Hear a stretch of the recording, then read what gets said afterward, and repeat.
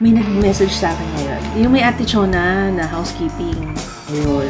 What are you going to do with the incident? Yung hirap ang English. Kaya mo mag-iwan ng baboy, tawagin mo ako. Size na lang ng baboy, pag-away ka na. Para nabubwisit na sa First, lucky comments siya. Ready for delivery. Tama na deliver. Special delivery. This is my family.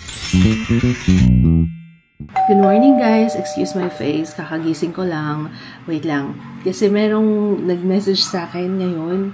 Hintay natin yung kape dumaloy sa sistema ko bago ako magsalita. May nag-message sa akin ngayon. Yung tungkol sa nangyari dun sa hotel na pinagstayan namin. Yung may Ate Chona na housekeeping. Ayun. Tapos tanong kung pwede daw akong tawagan. It's nice na may feedback. Ito, general manager na tong kausap ko, yung nagpakilala. Nag-message pa lang naman. Tama ba yung English ko? Hello? Yes, I would gladly take your call anytime today. Tama naman, no? Okay, send na natin. Okay, hintayin na lang natin pag tumawag. It's nice na may babalikan ako to report kung ano nangyari. Diba? Unang-una sa lahat, tama yung mga sinabi nyo na hindi biro yung binayaran. Tapos, ganun lang. Sobrang simple nga lang nung problema na yun eh. Diba? Dapat hindi namin yung problema yun. Ay, maintindihan. Ayun na. Ayan na. Ito na. Hello? Yes, good morning. Yeah, of course. Yes. Beloved Seda, yeah. Yeah, I would like to ask if what are you going to do with the incident? I understand. We look forward to coming back. Of course, it will not be, yes. Seda will always be our favorite. Thank you. Yeah, have a good day. Bye. Ang hirap mag-English. Ang dami ko pang gusto sabihin. Ganyan na naman tayo eh. Ang dami kong gusto sabihin kaso yung alam nyo na. Pero okay lang. Hindi, okay na yun kasi at least alam ko na may ginawa na sila regarding dun sa incident. Of course, hindi nila pwedeng sabihin ko anong action nila, but rest assured na ginawa nila, which is nice. Nag-iisa lang naman siya. Out of all the magandang nangyari dun sa Seda, lahat ng mga na-experience natin dun, okay naman. Nag-iisa lang naman yun. So, wag nating anuhin, lahatin na, ay, pangit pala yung ano dyan. Hindi naman sila lahat. So, hopefully, moving forward, okay na, no? Ayun lang naman. At least, nag-reach out sila regarding that. So, if anytime daw nababalik kami dun sa El Nido, feel free to contact him daw. May email naman daw siya may email and contact number. Was willing to help siya with in any way he can. So, ayun. Maraming salamat. Thank you. So, okay na tayo doon. Kaya huwag kayong maano guys ha. Sa totoo lang, syempre parang I feel bad din naman kasi syempre na-drag yung name. Pero kaya nga sinasabi ko, isa lang naman yun. Parang, ano ba tawag doon? Isolated case. Pero, yun. Anyways, today is, matagal ang mga boys ngayon sa school kasi after ng school nila, after group class, diretso naman sa speech therapy. Magkasunod silang magkapatid. Yung speech therapy nila sa center na. Yun yung pinuntahan namin nung nakaraan nag-assessment. So, nag-start na sila today. Baka magtaka pala si teacher. Akala kasi assessment ako kasama. Tapos, syempre pag assessment, kailangan masabi lahat ng, i-assess dun sa bata. Magulat siya, ba't hindi ako yung kasama? May trabaho ako today. Okay, let's work muna. Yun na naman tayo. Dito na naman ako sa guilt feeling na alam mo yun, dapat ikaw yung kasama ng anak mo. Kaso, okay lang yan. May time din naman na ako yung kasama. Pero, may ganong feeling. Ba't ganon? Kung pwede nga lang hindi na mag-gano'n, no? Ayun na, tama na. Pero nagagets niyo ba ako? Yung ganong pakiramdam na parang dapat ako yun. Sige na, mag-work na tayo. Let's go! Ayaw yata akong pag-workoutin. Kanina pa ako dito. 15 minutes na ako dito. Hindi ko na-stuck. Bahi, gusto ko mag-workout. Ano ba? Wag mo nga akong pigilan. Dinedma ko na lang. Bala siya sa buhay niya. Hindi to. Nakabukas pa rin siya dyan. Akala niya mapipigilan niya ako ah. Pag sinabi ko gusto ko mag-workout ngayon, gusto ko mag-workout. Sa ayaw at sa gusto niyang bra ko. Magta-treadmill lang naman tayo.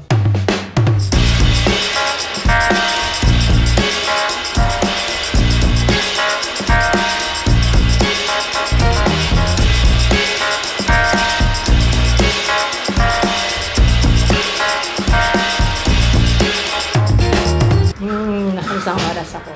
Diba? Kumapit pa rin siya kahit na wasak yung sports bra natin. Kapit pa rin naman siya. Hindi ko alam kung ano yung stretching. May bago pala akong nararamdaman lately. Yung dito, yung joint sa hip joint. As in sa may, parang yung socket mismo. Yun, sa joint mismo. Alam niyo, para siyang, pag gumagalaw ako, may kirot na siya. Hindi, ano ba? Hindi kirot eh. Parang alam mo yung gumagasgas. Ganong feeling. Ako, kinakabahan na ako kasi yan din yung problema ko sa spine. Yung kaya ako degenerative na ito, yung problema ko kaya ako nagsa-stiff neck nung nakaraan. Medyo nawawala na yung cushion kasi dapat meron dong fluid sa may between ng joints or ng vertebra. So, yung sa vertebra, parang numinipis na siya so nagagasgasan na yung vertebra ko. Yun. Kaya sumasakit na siya. Ngayon, ito naman yung nararamdaman ko, yung sa may hip joint. Sabi ko parang may problema yata ako sa ganon. Yung fluid, kasi synovial fluid ba yun? Basta yun, parang lubricant yun. Yung lubricant ng mga joint, parang yun ang problema ko. Theory ko lang yun. Oh, by the way, I'm drinking Crystal Glow. Wala na ako ibang pinansin na ulam. Nagluto ng adobong baboy tsaka kangkong. Santol pa rin ako. At niluto ni pa. Ay, hindi yata tayo nag-vlog na, no? Yung time na nagluto ka. Sa story. Ay, oo. Story lang ako. Alam nyo ba, kahapon, mula pa ng isang araw, ito na yung pagkain. Nagpupurga ba ako? Ang grabe. Habang tumatagal, lalo sumasarap lang. Lumalabas na yung alat eh. Makasarap. Ang dami niya niluto kasi ilang sako ba yung binigay niya yung Sarina? Isang sakong 25 po. Isang sakong santol yung binigay ni Sarina. Thank you so much. Maraming salamat. Nagpadala na rin kami sa kanila ng luto na. Tapos Mami? Padala ka na, Mami. Kaya J.O. Meron pa ba tayong stock mat? Meron pa. Meron din tayong santol. May santol pa nga eh. Gawin ko na, mabubuhay. Dapat maluto na. Pag-giveaway tayo. Charing lang. Pwede nga lang talaga, no? Para matikman niyo yung ginataang santol na baka. Ang sarap kasi yung lasa niya, kakaiba. Parang naglalaban yung alat, yung asim. Every kagat mo dun sa santol, talagang hindi mo malaman kung maasim siya o maalat. Mostly maasim kasi mahilig ako sa maasim kaya for sure magugustuhan nyo ito pag mahilig din kayo sa maasim. Ay, dagdagan mo ng baboy pa tapos yung baboy yung taba, yun ang masarap eh. Pero maliliit lang yung hiwa. Sarap. Ito siya. Pakita ko nga close. Ayan siya guys. Day 3 na tong santol tapos ini-store namin siya sa freezer. Pagkakainin na lang, parang ice cream, kuha ka lang ng konti. Kasi ito, siguro mga ano na to. Kahit tatlo, no? Malasa siya. So parang matipid siyang ulam. Parang gano'n. Gumawa ka ba ng ganito? Ng recipe? Sa Kusina? May nag-reply sa story, sabi niya, yung recipe mo daw yung sinundan niya. Meron nga yata. Meron. Tama. Sarap na sarap daw sila. Yun daw recipe mo sinusundan nila. Panahon na naman ng santol eh. Pero, may ano ka ba? May added ka ba ngayon? Kasi pwede natin i-vlog today. Ikaw, kung gusto mo. Ganun pa. Ganun pa din? Baboy lang. I-vlog kita later para gusto mo. Ano oras ka magluluto? Tulungan niya kita. Medyo free naman ako after ko magluluto. Sige. Yan. Mamaya magluto tayo.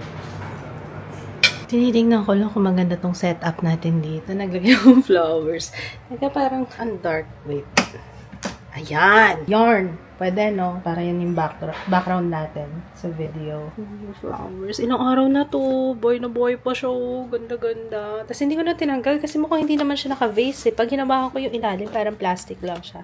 Bigay ito ni Doktora. Doktora Irene ng Serene Skin. Thank you so much. Bago pa yata ito mag-Mother's Day o mismong day ng Mother's Day. I think so. Ganda.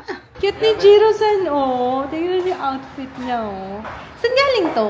Bigay ba to? Parang bigay ni Sarina, no? Nung nag-Boracay sila, pasalubong ni Sarina yan. Parang dati orange sa kanya. Kay kuya tong green, eh. Eh, hindi na kasha. Pogi. Kay Ju ba? Oo, kay Ju yan dati. Yung mga sinusuot niya ngayon, puro kay kuya niya na eh. Ay, maglalabas tayo ulit ng ano. May nakastock pa tayo doon. Tinago ko yung mga ibang damit ni kuya. Ni Ju. Kasi mukhang kasha na nga. Pogi. Ano, magluto tayo? Tapos na ako. Nag-film lang ako eh. Unang-una sa lahat guys, kailangan naka-floral kayo na boxers. Pag magluluto kayo ng ginataang santol, kailangan po yan, required po yan. Dapat ganito, combination ng yellow. Pinagkakatawa. Ayan, so ito na nga. Wag ka mag-slouch. Grabe yung ano ni Papa. Yan. May scoliosis kasi ito eh. Yan. Okay? Dapat nakagat. So, ganito ang itsura ng santol. Laman yan. Yung laman ng santol. Baka meron kang para mapakita lang natin. Then kalahati lang. Kahit hindi na yung pinakabuo. So, ganito. Yan. Mayari yan. Oo. Sila ang balatan. Balatan lang muna. Oink. Oink. Oink. Bakit kailangan may sound? Oink. Oink. Dapat may sound. Yan. Tapos bubuka mo ngayon siya. Tatanggalin mo yung laman sa loob, no? Yes. Kasi yan. Ay! Sayang. Kainin ko sa... Ay, wag na. O, sige. Ito yan. O, yan na siya. Yan ang kailangan natin. Yan yung gagamitin. Ito siya. Tapos... Nag-oxidize na kasi ito. Nag-oxidize! Seryoso, nag-oxidize na siya. Di ba nagba-brown siya kapag matagal na naka-expose? Ito, pwedeng grate, pwedeng... Pwedeng food processor. Nasaan na yung food processor natin? Yung mga ganito, link down below. Sa Lazada ko ito nabili guys. Tagal na yan. Panahon pa ng lugawan yan. Yan, madaming ganito. Depende sa dami. Ganun. Basta ganun lang. Kukunin nyo lang yung buto. Tapos yung pinaka-meat niya, yung santol meat, ito, yan lang. Hindi kasama yung buto. Okay. Tapos ibababad lang siya sa tubig para mabawasan yung oxidation niya. Joke. Bakit nga ba siya ibababad? Para hindi nga mag-brown. Nagmamagal ka. Kanina ko pa pinapush yung oxidation na yan. Okay. Para hindi siya tama nga yung sinabi ko.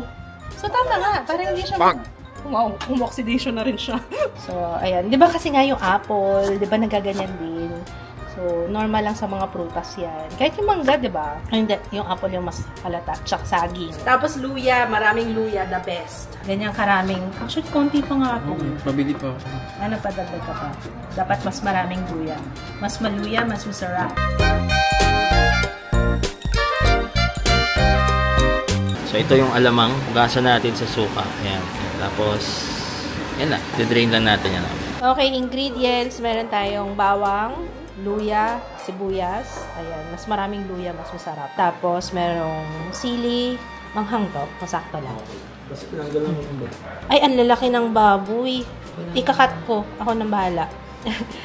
Gusto ko yung panggisa lang kasi maliliit lang eh. Tapos, eto na to. Broth, alamang, and then, ilang gata to, Papa? 5. Piga na siya. Pero, puro kakang gata ba to? Hindi. Magkasama na? Hindi, dalawang plato. Magkahiwalay. Ito yung kakanggatay, mas maputi. Kasi ito yung sapal. And lastly, of course, yung santol. So, yan. Magigisa na si Papa. Very lang to, mabilisan. Inano ko ulit tong baboy. Kasi gusto ko talaga to. Yung ganito, ganiren. Ayan, ganyan. Yung ganyan kaliliit. Kapag ganito pa. Ayoko kasi ng baboy na malalaki. Gusto ko yung talagang maliliit lang siya. Yan. Bite size. Hindi nga bite size eh. Ayan yung mga ganyan. So, ganito kung bago pinakulit. Bago na tuloy siya. Kuya, makinig ko, kumakanta ka na dyan. Susunod, ganito na naman. Ganito pa ba? Ganito. Oo nga. Masarap kasi yung baboy naman ang nguya. Pag ganyan kadit kasi, parang wala na. Masarap nga yung baboy. Kung ayaw mo mag-iwan ng baboy, tawagin mo ako kami. Sa lang ng baboy, pag-aawain pa natin.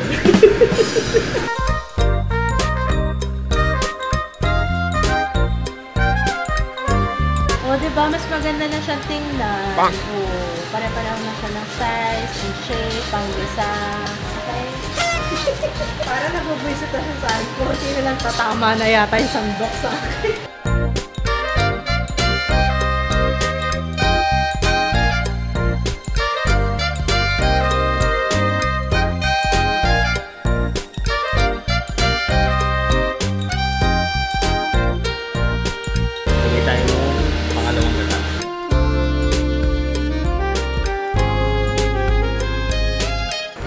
Gloves ko yan na. Hey, it's my gloves. Add na natin yung silo. Ready lang. Add natin yung pork. Dagdag tayo lang yung broth, si papalambutin natin yung baboy. Kulo lang hanggang medyo kumero. So yan, pagkatapos turdag yung baboy, papansin medyo lumalapot na siya. Yan yung gusto natin. Medyo matuyo ng konti. Dagdag na natin yung unang gata, kakang gata. Ganyan-ganyan din yung kasi dumidikit yung sa ilalim.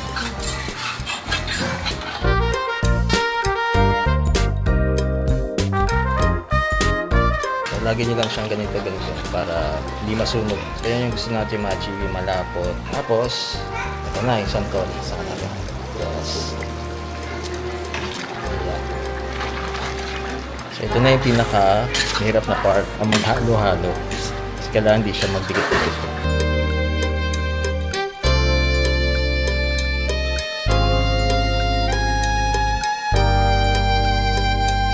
Nape-pressure na po si Papa Kids, mga kaibigan, kasi nag-post ako sa Instagram, sabi ko, if ever gusto nila, pwedeng pa-pick up, tapos para matikman. Kasi may mga ang dami nag-DM nung nakaraan na nag-post ako ng picture mo. Hi! Waiting ka na rin? Oo. Wait lang. Wow! Pero mas masarap to pag kinabukasan kinakain eh. Sa mga pasusunod na araw, mas masarap talaga siya. Man? Hindi ko malasahan yung alam. Okay na yung alat. Okay Kasi alat pa siya after. Okay na sa akin. Ang sarap? Oh, mas masarap. Pag wala akong kasawa-sawa dito, lagi yan ulam ko. Grabe. Tingnan niyo naman itsura ng asawa ko. Tapos pinasa ko nga lang ako. Pinasa ko nga. Pinawa na. Paglabas ko galing sa studio, ang bong-bong ng bahay. May alamang. Charing. Alam mong may naggata. Bango-bango. Ano pa? Hindi ka pa tapos? Yes. Hindi ka naman sa akin nakatingin, sa camera ka nakatingin. Hindi ko talaga pinapansin yung ibang pagkain talaga. Sample lang bet ko talaga. Grabe, sold out na po. So, ang dami nag-DM na loka ako. Kaya ako natagalan kasi sumasagot ako ng DM. Ilan may lalagyan natin dyan? May tatlo na akong kausap. Kasi baka, baka magkulang. Kaya, so, eto na siya. Ayan. Sa mga magtatanong kung ano ba lasa nito, paano ko ba explain? Masarap talaga. Ina-explain ko pa lang, guys. Ito, isusubo ko pa lang. Naglalaway na ako. Wait lang, subo nga lang. Pagkagat nyo sa kanya, yung naglalaban yung alat, mas yung asin, tapos yung tamis ng santol. Tapos, masarap to ng anghang, tsaka may alamang. Masarap talaga, may alamang. Parang siya yung nagbibigay ng alat eh. Tapos kasi parang na-absorb kasi ng santol, no? Na-absorb din niya yung alat at saka yung may asim na siya, may tamis na siya. Yung alat na-absorb na. Kaya parang naglalaban-laban siya sa bibig mo. Parang gano'n. Ang kalasa nito, siguro medyo close. Kung mahilig kayo sa Bicol Express, minus yung asim na lasa. Kasi yung asim yung santol yun eh. Basta masarap. Hindi ko alam kung paano ko pa explain. Basta masarap. Diba, Papa? Ah, gusto mo pa? Oh! Ito, hawakan mo! Hawakan mo! Sino yung subo mo? Sarap.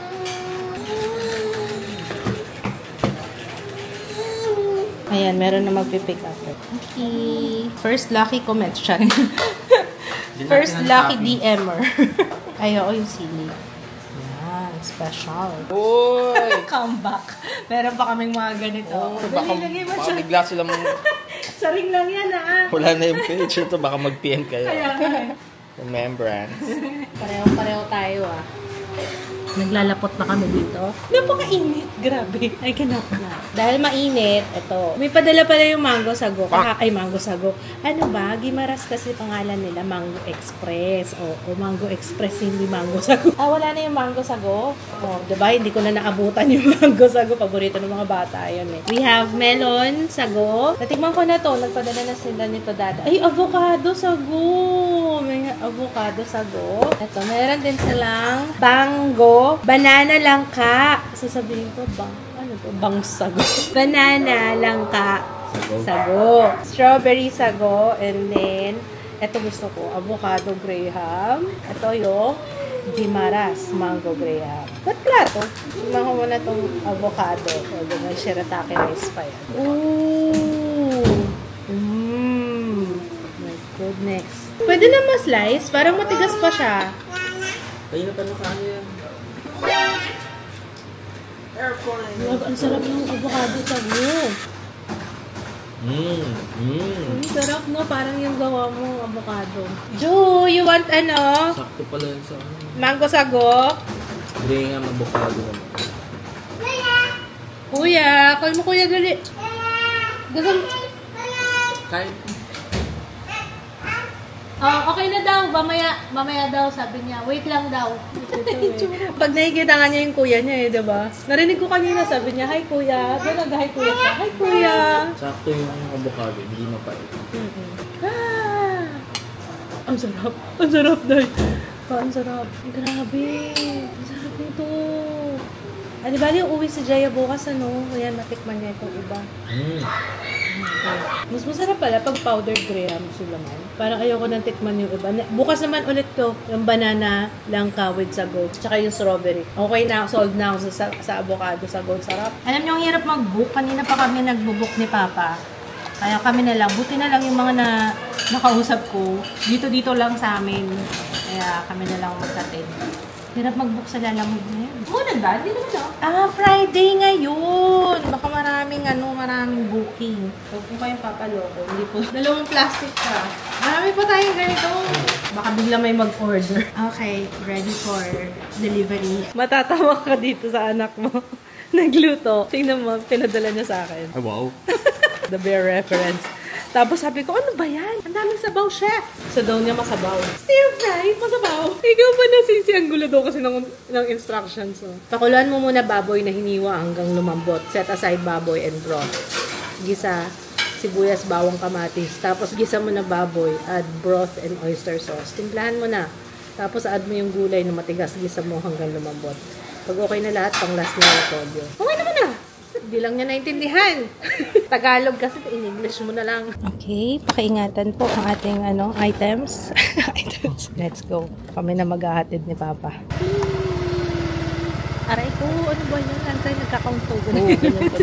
Dito na tayo sa Deparo. Diba? Napaka-special talaga nila, no? Dineliver pa talaga namin. Ganyan ko kayo kamahal. Oo. Ang hirap kasi mag-book eh. Kaya ako na lang magda-deliver. Hi. Oh my gosh! Talagang lugawan yung paper bag. O, diba? Remember. Okay. Thank you, enjoy. Thank you. Talog na siya. Papapakits. Picture tayo. Ah, sige. Picture ka natin. Hi ka. Hi. Say hi. Naku, sayang. Ayan, second drop. Oo, ito nga. Thank you po. Special delivery. Wala nang lugawan na. Sabi ko, sarap na ng tulog. Si Papa Kids kasi dito natutulog eh. Sarap na ng tulog. Batuting na to Batuting Nakabitin pa ang ulo ni Batuting Gusto ka doon, baby. Ayan.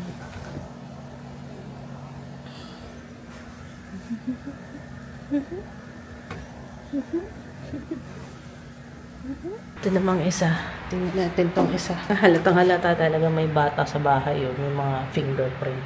Hindi na natatanggal yun. Parang painting. Kuya, sleep na anak. Sleep na ha. Night night. Love you. Pa. Ito na. Oh, may papapanood ako sa'yo. Yung reaction nila. Ayaw niya kasi maniwala na masarap talaga yung luto niya. Kasi Mama Ann, tsaka si Papa Kids. Lugawan to. Para i-deliver yung lugawan. Charot lang yung lugawan namin. Natira lang dito. So, akala ko, yung post ni Mama Ann is legit. Dinala talaga nila yung yataang sinantolan ni Papa Kids. Before ko ibigay sa brother-in-law ko this Sunday, before ko siya i-freeze. Tikman ko muna. May pagbibigyan siya. And super nag-crave ako dito sa luto ni Papa Kids. Dahil very interesting. So, check natin. Mukhang di pa siya nakakain. Masarap. Based kay sa taste si Mama Ann na sobrang kinakain niya na for the last 3 days. May talaga, first impression review. Pwede na mag-vlog to. Mama Ann, hindi tinipid. Again, Hindi daw tinipid. Bakit? Makagutom yan, no? Pati ako natakam Parang gusto ko na kumain ulit. Sarap mo ko. Sarap mo mag-luto. Thank you, Mama Ann. Maraming sasabihin ko. Sasabihin mo. Pasado. Bo? Naasiman. Ano ba? Nasiman ba siya na? Hindi niya mag-get sila. Tsaka, kailangan pa. Kailangan may follow-up. Hindi na siya nakapagsalita. Kailangan may follow-up talaga. Speechless. Hindi na siya nakapagsalita. Buong 6 minutes po nitong video, wala na siya. Pero ang sarap talaga. I swear. Feeling ko, Mama Ann, may bagong negosyo na kayo bubuksan. Sinantulan. Sinantulan. Tinantolan. Pwede. Oh, thank you, Kab. Salamat, Kab. Thank you, ano nga, no? I rested ng 3 araw. Grabe, sobrang invested ako dito sa trial. Oh my gosh! Guys, andito pa rin ako. Ay, no, masyado kong drop dito. Invested. Bakit ganyan yung kaso ni Didi? Diba? Ngayon ko nga lang din nalaman. Tatay niya, Pilipino. Turuan muna natin to si Tutuy. Sa testimony, Joe.